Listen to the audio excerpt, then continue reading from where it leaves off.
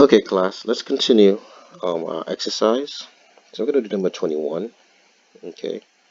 And we are given our f of x happens to be x squared plus 2, and our g of x happens to be x minus 1. And they want us to find, so our a, they want us to find f plus g, okay?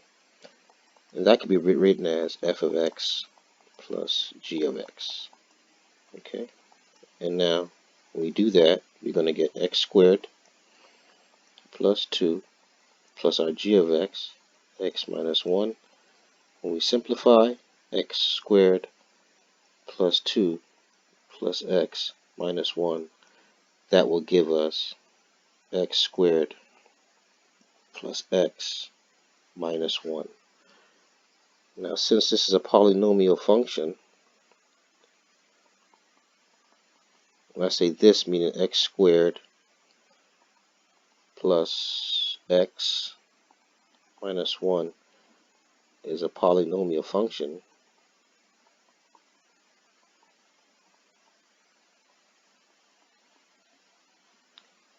the domain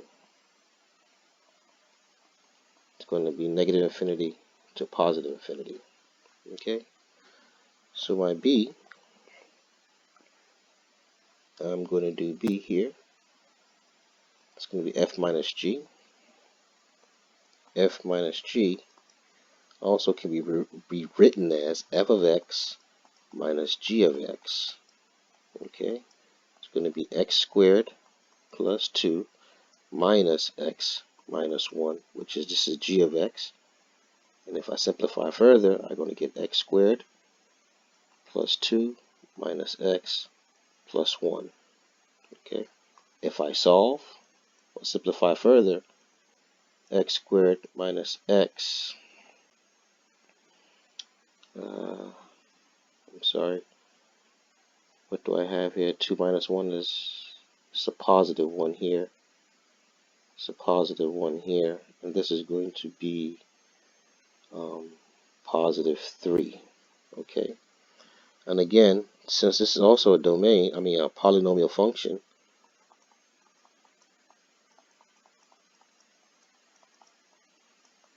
okay, x squared minus x plus 3 is a polynomial function. Our domain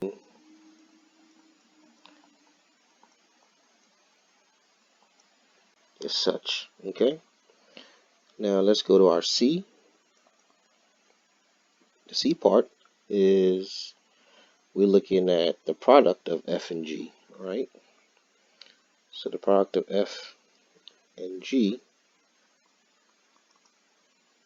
can be rewritten as f of x times g of x, whereby now we have x squared plus 2 times x minus 1. And we can use the FOIL method, as we've been talking about in the early semester. Okay, and that was going to give us x cubed minus x squared plus 2x minus 2. And our domain is also going to be negative infinity to infinity because it's a polynomial function. Now D, we're looking at f divided by g, or the quotient of f and g, can be rewritten as f of x divided by g of x. And that gives us x squared plus 2 over x minus 1. And the domain can be written as such. So this is a quotient. It's a rational function. Okay. Okay. Again, the question you want to ask yourself, what would make this denominator go to 0? That number cannot be included, and that would be 1. Okay, on the number line. Okay. all other numbers will satisfy or make this expression right here valid, except for 1, because your denominator will be 0, therefore your whole expression is going to be undefined. Okay, let's do number 33. Let me bring this down a little bit more. Okay, number 33. Okay, they're asking us to find the function of the composition f and g and simplify. So our g of x happens to be 2 over x plus 1, and our f of x happens to be 3x plus 1. Okay, so when you do, so for our solution, can be rewritten as f of x, g of x. And all this typically means is I am taking my g of x is going to be the function um, of f of x. And this can be, so wherever I see um, in my f of x, wherever I see an x, I'm going to put my g of x. So it's going to be 3, because this is my f of x right here. Right, wherever I see x, I'm going to put 2 over x plus 1. Okay, plus 1. Again, it's synonymous to saying I want to take um, f of 3 of x squared plus 6, which typically is nothing more than 3 squared plus 6. Okay, but in this case, rather than using an actual number, I'm using another function, which is g of x.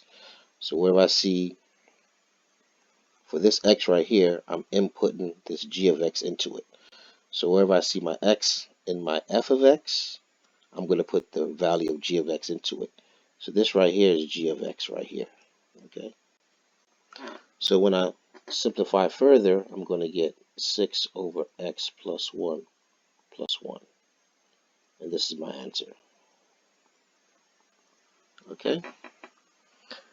I'm going to stop right here, and then I will finish up with number 45 and number 57. Okay. Thank you very much.